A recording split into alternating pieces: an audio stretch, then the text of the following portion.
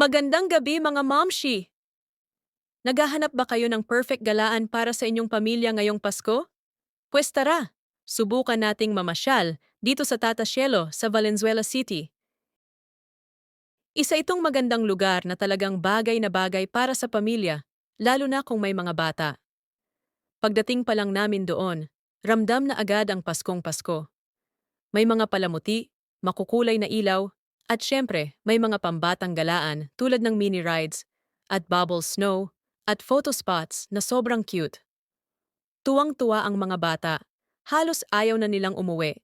Sobrang saya kasi buo ang pamilya at ramdam mo ang diwa ng Pasko. Pagmamahalan, kasiyahan, at pagbibigayan. Ang pinakagusto ko sa Tata Cielo ay kahit simple lang, ramdam mo yung effort para mapasaya ang mga bisita, lalo na ang mga bata. Hindi mo na kailangang gumastos ng malaki para maramdaman ang Pasko. Hindi na kami kumain dahil ang purpose namin ay guwamala lang talaga.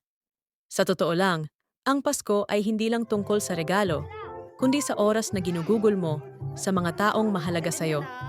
At sa gala naming ito, napatunayan ko yon. Kaya kung gusto niyong subukan sa susunod na Pasko, Tata Cielo sa Valenzuela, ang perfect na puntahan. Sulit na sulit ang bonding, lalo na para sa mga pamilya na may chikiting. Maraming salamat at maligayang Pasko sa ating lahat.